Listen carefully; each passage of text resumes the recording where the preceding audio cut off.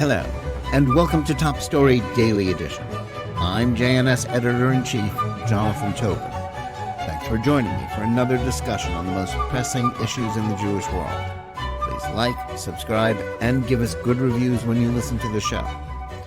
Now let's get started. One of the standard talking points of those seeking to rationalize and even justify the efforts of those supporting the survival of Hamas and the defeat of Israel since the October 7th massacres is the fact that many Jews are among the ranks of these critics of the Jewish state. So when observers point to the blatant anti-Semitism that has become a feature of the pro-Hamas, anti-Israel protests that have proliferated on North American college campuses and elsewhere in the last 6 months, those backing the demonstrations simply say they can't be against Jews because Jews are among the participants. The fact that a small sector are either lending tacit or overt support to the cause of those who wish to destroy the one Jewish state on the planet are themselves Jewish doesn't absolve those who support this despicable cause. A Jewish student donning a Palestinian keffiyeh and chanting against Israel in the name of Palestine to fit in with fashionable opinion, or the public intellectual speaking out as a Jew to denounce the Jewish state's right to defend itself or even to exist, can be useful for those who traffic in Jew hatred. Individuals who want to engage in anti-Semitism without having to be held accountable for spewing bigotry or even endangering Jews are glad of the cover these useful idiots provide. Jews disagree about just about anything, including their religion, history, and Israeli policies. There is a vigorous debate going on in Israel about whether the current government led by Prime Minister Benjamin Netanyahu should continue in office, in addition to whether the war against Hamas is being pursued with sufficient vigor or how much the country should concede to obtain the freedom of the remaining hostages held by terrorists in Gaza, assuming any are alive. These arguments will ultimately be resolved, as is the case for any democracy, at the ballot box. The next time the country holds an election, American Jews also differ on a host of issues. It is natural for a small people to embrace a big tent philosophy, to include as many people as possible. But there is nothing legitimate about Jews who provide cover in one form or another for anti-Semites, or even worse, an organization like Hamas, whose purpose is Israel's destruction and the genocide of the Jewish people. Those who act in this manner don't have the standing to confer authenticity to a cause that has none, and which, at its core, is steeped in intolerance for Jewish rights or safety. The phenomenon of people who turn against their own and support their enemies is hardly unique to the Jews. Whether their motivation is their loathing for their countrymen or because they have been seduced by some ideology, such betrayals are now a universal theme. However, due to the small number of Jews in the world, a population currently estimated to be 15.7 million souls, a figure that is still smaller than the 16.6 million that were believed to be alive in 1939 before the mass slaughter of the Holocaust, such betrayals have a disproportionate impact and receive far greater notice in a world where anti-Semitism is still a potent force. That is the context for any discussion about the roles of Jews in the pro-Palestine movement. Jewish students are certainly present among the college mobs chanting for Israel's destruction, from the river to the sea, supporting terrorism against Jews or around the world, globalize the Intifada, or merely identifying with the October 7th murderers. We are all Hamas. Some of the professors who have rushed to their defense are also apparently Jewish, such as the signatories of a letter from Columbia University faculty speaking out in favor of the pro-Hamas demonstrators on that campus. The same is true of public figures who have been leading the effort to demonize Israel's efforts to eradicate the Hamas terrorists. New York Times contributor Peter Barnard, who once styled himself a liberal Zionist, but now advocates for Israel's elimination, makes much of his Jewish piety. Others on the far left don't make such claims, but still cite their Jewish heritage when supporting those who oppose the Jewish state's existence. Perennial far-left presidential candidate Jill Stein of the Green Party is someone who falls into that category. Her recent rant on X, in which she said that Jews can go back to Poland, alleged that the Israeli army was attacking pro-Hamas American college students on their campuses, and said that only 0.1% of Jews support Zionism, illustrated both her ignorance and how untethered her views are to reality. Nevertheless, the attention these figures get from the mainstream media, in which publications like the Times or NPR claim that the Jewish element in anti-Semitic demonstrations on campuses are as representative of the Jewish community as supporters of Israel, demonstrates how they are being used. The assertion that Israel's actions are so egregious that a sizable percentage of American Jews no longer support it or have altogether embraced the cause of anti-Zionism is a key talking point for those seeking to isolate and demonize the Jewish state. Part of the problem is that the premise of such arguments is rooted in falsehoods. Israel is not conducting a genocide in the Gaza Strip, where, owing to the large number of children, there never has been. It has done more to avoid civilian casualties in its war on Hamas than any modern army has ever done in urban combat.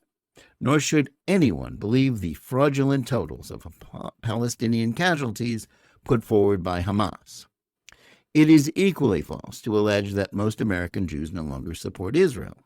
While opinions may differ on Netanyahu or specific government policies, polls continue to show overwhelming support for Israel in its war on Hamas. Opposition to Zionism from certain elements in the Jewish community has existed since the birth of the modern movement in 1897. Before 1948, many prosperous Jews opposed the Jewish state because they wrongly thought its existence would lead to their being deprived of their rights as Americans. Adherents of Reform Judaism in the 19th century embraced a vision that essentially eschewed any sense of Jewish peoplehood.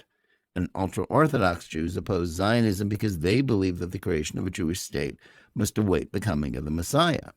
The socialist Bundist movement believed that in the creation of an autonomous Yiddish-speaking Jewish existence in Europe, and hoped that a communist revolution would enable that by ending all forms of prejudice. Those positions have been marginalized since the Holocaust and the rebirth of the Jewish state in 1948 with the creation of Israel. Once Zionism stopped being merely a proposal and became the idea associated with the existence of an actual country where Jewish refugees from the Holocaust and the Arab and Islamic world had found shelter, all of the arguments against it collapsed.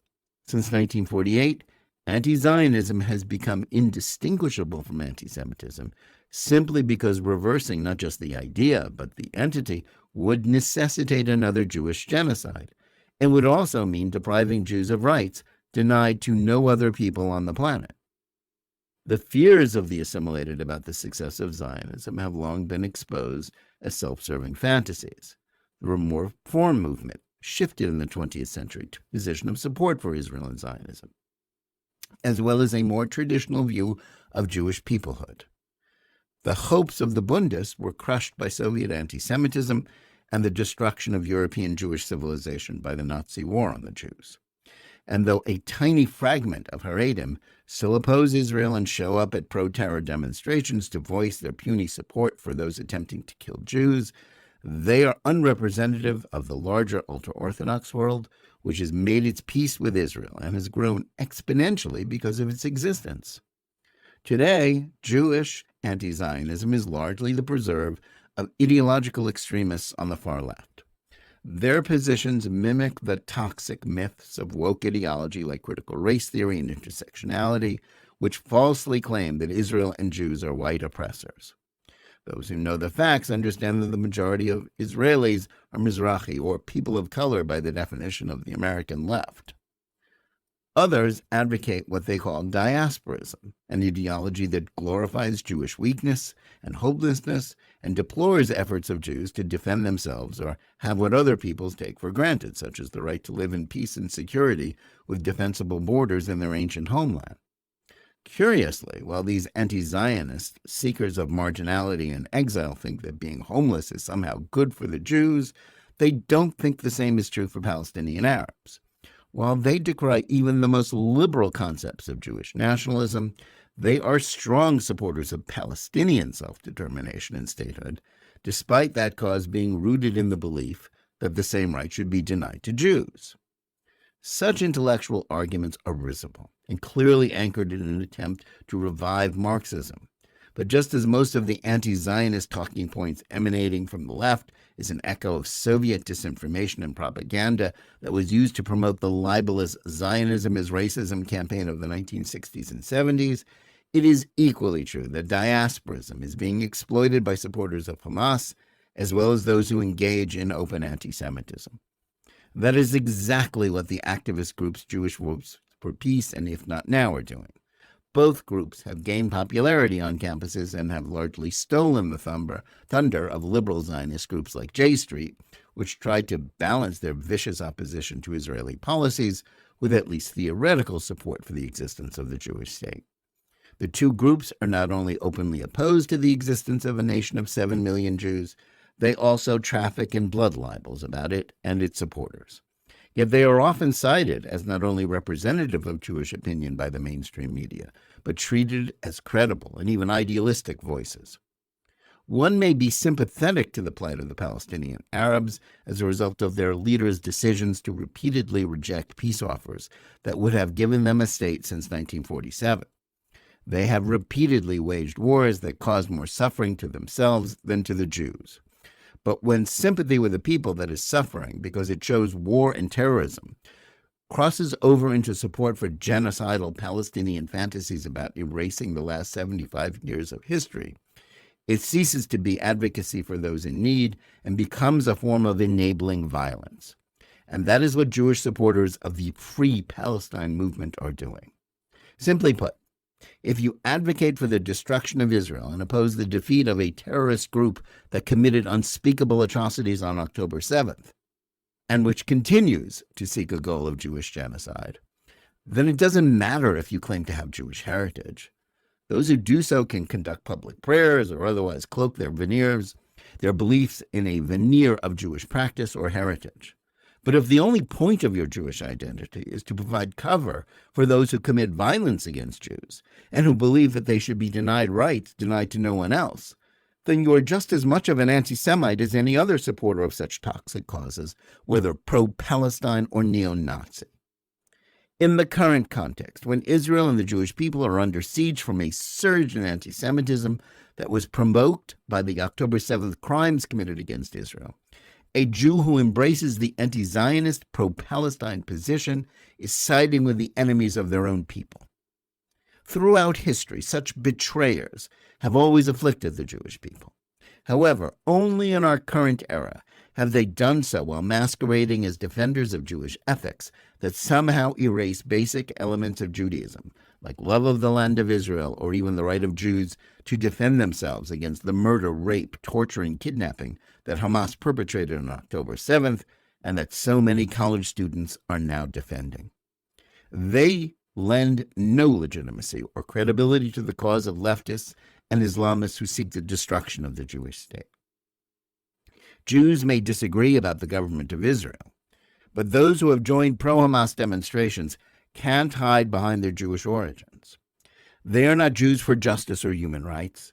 They are Jews for anti-Semitism and should be treated with the contempt that anyone who sides with the murderers of their own people deserves. Thanks for listening. Please remember to tune in every day for Top Story Daily Edition and every week for the full hour-long JNS TV program. Whether you're listening to us on Apple, Google Play, Spotify, or any of the other podcast platforms, or on the JNS YouTube channel, please like and or subscribe to Top Story. Click on the bell for notifications and give us good reviews. Please write to us at editor@jns.org and let us know where you listen or watch the show and what you think about it. And remember, keep reading and thinking for yourself.